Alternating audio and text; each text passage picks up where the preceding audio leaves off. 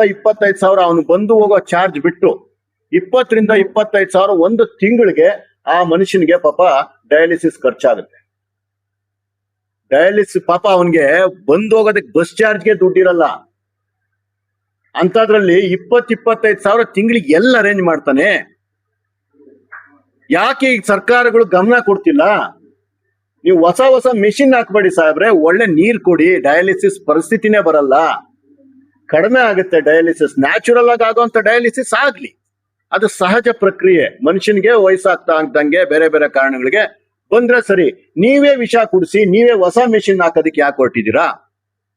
ಇದು ನಮ್ಮ ಕಳಕಳಿಯ ಪ್ರಶ್ನೆ.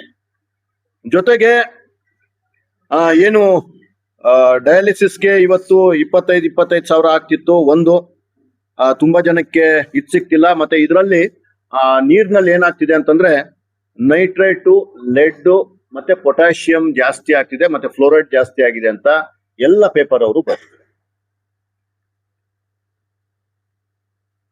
ಇದನ್ನ ಈ ರೀತಿ ಕುಲಷಿತ ನೀರನ್ನ, ಏನು ಎಲ್ಲಾ ನೀರಲ್ಲೂ ಎಲ್ಲಾ ತರದ ಅಂಶಗಳು ಇರ್ತದೆ, ಆದ್ರೆ ಆ ಪರ್ಮಿಸಬಲ್ ಲಿಮಿಟ್ಗಿಂತ ಅದು ಜಾಸ್ತಿ ಆದಾಗ ಮನುಷ್ಯನಿಗೆ ಅದು ವಿಷ ಆಗಕ್ಕೆ ಸ್ಟಾರ್ಟ್. ನಾವು ಹಾಲನ್ನ ಸ್ವಲ್ಪ ಏನ್ ಕುಡಿಬೇಕು ಅದು ಕುಡಿದಿರಾ, ಬರೀ ಹಾಲನ್ನೇ ಕುಡಿತಾ ಇದ್ರೆ ಅಂತ ಹಾಲು ಸಹ ನಮ್ಗೆ ವಿಷವಾಗಿ ಹೆಂಗ್ ಪರಿವರ್ತನೆ ಆಗುತ್ತೋ ಈ ರೀತಿಯ ಕೆಮಿಕಲ್ಸು ಒಂದು ಸ್ವಲ್ಪ ಜಾಸ್ತಿ ಆದ್ರೂ ಕೂಡ ತುಂಬಾ ನಮ್ಗೆ ತೊಂದರೆ ಆಗಂತ ಪರಿಸ್ಥಿತಿ ಇದೆ. ಏನು ಇವತ್ತು ನಾನು ಏನೇನ್ ಆಗ್ಬೋದು ತರಕಾರಿಗಳಲ್ಲಿ ಮತ್ತೆ ಇದೆಲ್ಲ ಇದಾದ್ರೆ ಅಂತ ಅದನ್ನು ಕೂಡ ನೋಡಿದಾಗ ಏನಂತಂದ್ರೆ ಬ್ಲಡ್ ಅಲ್ಲಿ ಆಕ್ಸಿಜನ್ ಸಪ್ಲೈ ಕಡಿಮೆ ಆಗುತ್ತೆ, ಏನಕ್ಕೆ? ನೈಟ್ರೇಟ್ ಜಾಸ್ತಿ ಆದ್ರೆ.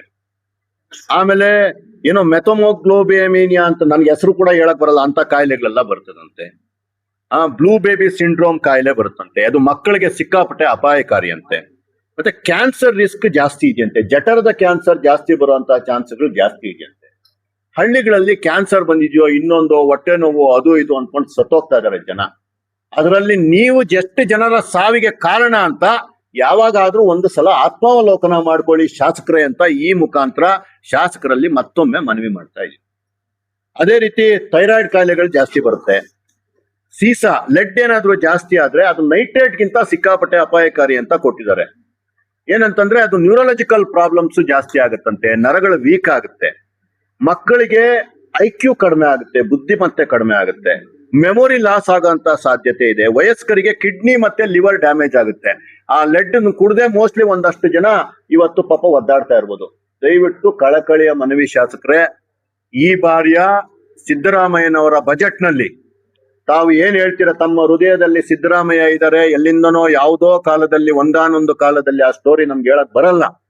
ಅದನ್ನೆಲ್ಲ ಇನ್ನೊಂದ್ಸಲ ಅವ್ರಿಗೆ ಹೇಳಿ, ಅವ್ರನ್ನ ಹೊಗಳಿ ಅಥವಾ ಅವ್ರ ಕಾಲಕ್ಕೆ ಬಿದ್ದೋ ಏನ್ ಮಾಡ್ತಿರೋ ಗೊತ್ತಿಲ್ಲ.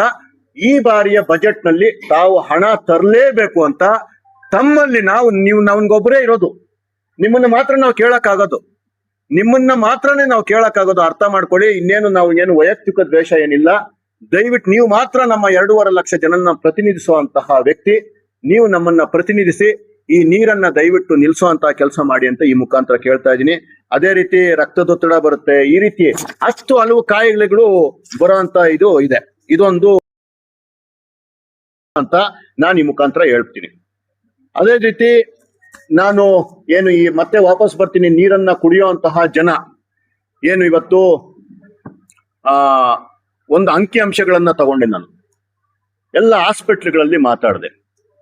ಮೇಜರ್ ಏನ್ ಪ್ರಾಬ್ಲಮ್ ಆಗ್ತಿದೆ ಅಂದ್ರೆ ತುಂಬಾ ಜನ ಸಣ್ಣ ಯುವಕರು, ರೈತರು, ಮತ್ತೆ ಒಂದಷ್ಟು ಜನ ಡಯಾಲಿಸಿಸ್ ಕಿಡ್ನಿ ಜಾಸ್ತಿ ಫೇಲ್ ಆಗ್ತಿದೆ. ಅದಕ್ಕೆ ನಾನೇನ್ ಮಾಡಿದೆ, ನಾನು ಯಾವುದು ನಿಮ್ ಮುಂದೆ ಆಧಾರ ರಹಿತವಾಗಿ ಆರೋಪ ಮಾಡೋದಕ್ಕೆ ನನ್ಗೆ ಇಷ್ಟ ಇಲ್ಲ. ಯಾವತ್ತು ನಾನು ಕನ್ಸ್ಟ್ರಕ್ಟಿವ್ ಆಗಿ ರಚನಾತ್ಮಕವಾಗಿ ನಮ್ಮ ಸಮಾಜವನ್ನ ಕಟ್ಟಬೇಕು ಅಂತ ಅನ್ಕೊಂಡಿರೋದ್ರಲ್ಲಿ ನಾನೊಬ್ಬ. ಮೊನ್ನೆ ಸಹ ಯಾವುದೋ ಒಂದು ವಿಷಯಕ್ಕೆ ಪ್ರದೀಪ್ ಈಶ್ವರ್ ಅವರು ಟ್ರೋಲ್ ಆಗ್ತಾ ಇದ್ದಂತಹ ವಿಷಯಕ್ಕೆ ನನ್ನ ಕೇಳಿದಾಗ ನಾನು ಅವರು ಬೇರೆ ಪಾರ್ಟಿಯವರಾಗಿದ್ರು ಸಹ ಪ್ರದೀಪ್ ಈಶ್ವರ್ ಅವರು ಟ್ರೋಲ್ ಆಗಿಲ್ಲ, ಅದು ಹಂಗಲ್ಲ ಹಿಂಗೆ ಅಂತ ಪ್ರದೀಪ್ ಈಶ್ವರ್ ಅವ್ರ ಪರವಾಗಿ ನಾನು ಮಾತಾಡಿದೆ.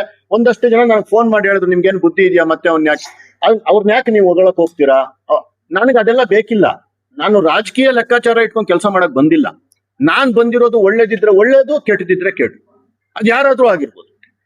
ಡಾಕ್ಟರ್ MC ಸುಧಾಕರ್ ಅವರು ನನ್ಗೆ ಅಲ್ಲಿ ಊಟ ಕೊಡ್ಬೇಕಾದ್ರೆ ಎಲ್ಲರೂ ಬೇರೆಯವರೆಲ್ಲ ತೊಂದರೆ ಕೊಟ್ರು. ಎಲ್ಲಿ ನಮ್ಮ ಗರ್ಲ್ಸ್ ಹೈಸ್ಕೂಲ್ ನಿಮ್ಗೆಲ್ಲ ಗೊತ್ತಿದೆ, ದೊಡ್ಡ ನ್ಯೂಸ್ ಆಯ್ತು.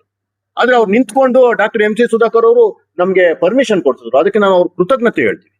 ಆ ರೀತಿ ಅವ್ರು ಏನಾದ್ರು ಮತ್ತೆ ತಪ್ಪು ಮಾಡಿದ್ರು ಕಾಂಗ್ರೆಸ್ ಅವರು ಅಂತಂದ್ರೆ ಡಾಕ್ಟರ್ MC ಸುಧಾಕರ್ ಅವ್ರ ವಿರುದ್ಧ ಸಹ ನಾವು ನಿಂತ್ಕೊಂತೀವಿ. ಆ ರೀತಿ ಒಂದು ಪ್ರಬುದ್ಧತೆ, ಆ ರೀತಿ ಒಂದು ಹೃದಯ ವೈಶಾಲ್ಯ ನಮಗಿದೆ. ಅದು ನಮ್ಗೆ ತಪ್ಪು ಅಂತ ಅನ್ಕೊಂಡ್ರೆ ಜನ ನಾವೇನು ಮಾಡಕ್ ಆಗೋದಿಲ್ಲ. ಅದೇ ರೀತಿ ಇವಾಗ ಬಂದಾಗ ನಾನು ಡಯಾಲಿಸಿಸ್ ಇದ್ರದ್ದೆಲ್ಲ ನಾನು ಕೇಳಿದೆ.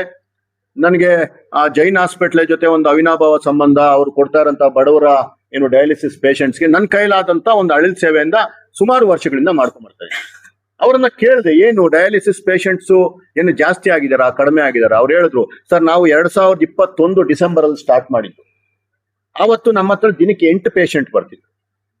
ತಿಂಗಳಿಗೆ ಒಂದು 200 ಇಂದ 240 ನಾವು ಡಯಾಲಿಸಿಸ್ ಮಾಡ್ತಿದ್ವಿ. ಅದೇ ರೀತಿ ವರ್ಷ ಜಾಸ್ತಿ ಹಾಕೊಂಡ್ಬಂದು ಈಗ ಈ ವರ್ಷದಲ್ಲಿ ತಿಂಗಳಿಗೆ 600 ಜನಕ್ಕೆ ಅವರು ಡಯಾಲಿಸಿಸ್ ಟ್ರೀಟ್ಮೆಂಟ್ ಕೊಡ್ತಿದ್ದಾರೆ. ಅಂದ್ರೆ ಡಬಲ್ ಆಗಿದೆ. ಯಾಕೆ ಇದ್ದಕ್ಕಿದ್ದಂಗೆ ಡಬಲ್ ಆಯ್ತು ಅಂತಂದ್ರೆ ನಾವು ಕುಡಿತಾ ಇರುವಂತಹ ನೀರು, ಅದು ಸಹ ಒಂದು ಮೇಜರ್ ಕಾರಣ ಅನ್ನೋದು ನನ್ನ ಅಭಿಪ್ರಾಯ. ಮತ್ತೆ ಈ 600 ಜನ ಮಾತ್ರನಾ?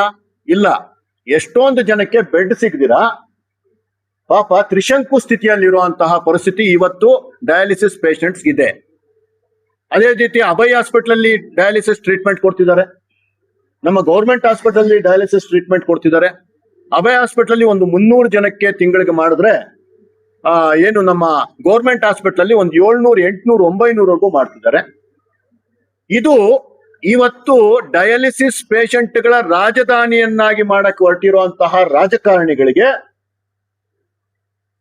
ನಾವು ಕೆಟ್ಟ ಮಾತು ಹೇಳೋ ಪರಿಸ್ಥಿತಿ ಇನ್ನ ತಂದ್ಕೊಂಬೇಡಿ. ಮನುಷ್ಯ ಭೂಮಿವರೆಗೂ ಮಾತ್ರ ಬಗ್ತಾನೆ. ಎದ್ದು ನಿಂತ್ರೆ ನೀವ್ಯಾರು ಇರೋದಿಲ್ಲ. ಮತ್ತೆ ಜನಗಳಿಗೋಸ್ಕರ ನೀವು ಅನ್ನೋದನ್ನ ದಯವಿಟ್ಟು ಗಮನಿಸಿ. ನೀವ್ಯಾರೋ ರಾಜರಾಗೋದಕ್ಕೋಸ್ಕರ ಜನಗಳ ಹೆಣಗಳ ಮೇಲೆ ತಾವು ರಾಜಕೀಯ ಮಾಡೋದು, ಅಲ್ಲಿನ ಒಂದು ಪರಿಸ್ಥಿತಿಯನ್ನು ಉಪಯೋಗಿಸ್ಕೊಂಡು ತಾವೇನೂ ಆಗೋದು ಬೇಡ. ದಯವಿಟ್ಟು ಇಮ್ಮಿಡಿಯೇಟ್ ಆಗಿ ನೋಡಿ, ಇದು ಡಯಾಲಿಸಿಸ್ ನ 100% ನಾನು ಹಾಸ್ಪಿಟ್ಲ್ಗಳ ಜೊತೆ ಮಾತಾಡಿ ತಗೊಂಡಿರುವಂತಹ ಒಂದು ಡೇಟಾ. ಮತ್ತೆ ಎಷ್ಟೋ ಜನಕ್ಕೆ ಈ 3 ಹಾಸ್ಪಿಟ್ಲ್ಗಳು ಬಿಟ್ಟು ಇನ್ನೆಲ್ಲೂ ನಮ್ಮ ಚಿಕ್ಕಬಳ್ಳಾಪುರದಲ್ಲಿ ಜಾಸ್ತಿ ಡಯಾಲಿಸಿಸ್ ನ ಇದಿಲ್ಲ.